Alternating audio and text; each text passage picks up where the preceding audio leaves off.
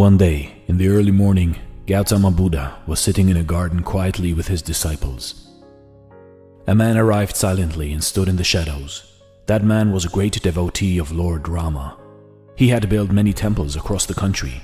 He had devoted many years in the service of Lord Rama. He would always chant Rama's name and contemplate on Rama's greatness. He was old and close to his last years, and even after many years of dedicated spiritual effort, he was not enlightened. He wanted to know for sure if there is a God or not. When he heard about the Enlightened One, he came to get his doubt cleared. When he felt that nobody would notice him talking to Buddha, he asked Gautama, "O Enlightened One, please tell me the truth, and truth only. Is there a God?" Buddha, from his intuition, knew that man to be a great devotee of Lord Rama. He looked at that man with seriousness and said, "No, my friend, there is no God."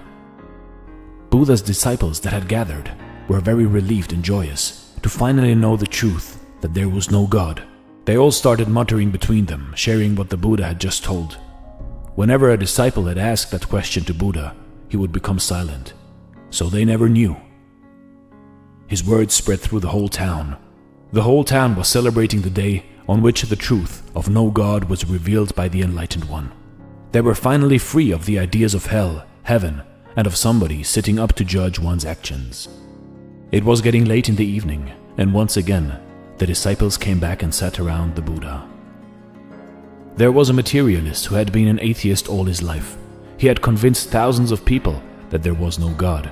He used to go to the priests and scholars and defeat them in the argument about God. He too was getting old, and little suspicion arose in him. What if there is God? Isn't it a waste of my life to spread the no God message if there is God? He was eaten by his doubt. He finally decided to know the truth and sought the Enlightened One. He slowly came up to where Buddha was sitting and asked him, "They say you are enlightened.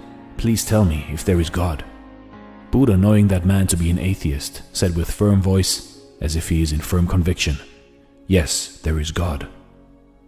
Buddha's disciples once again were back to confusion.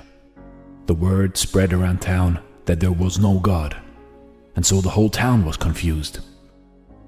You see, in life, the belief that there is God or the belief that there is no God are both equally useless. One has to realize the truth in himself. If there is a God, is it a reason to behave better? If there is no God, is it a reason to behave worse in your life? No.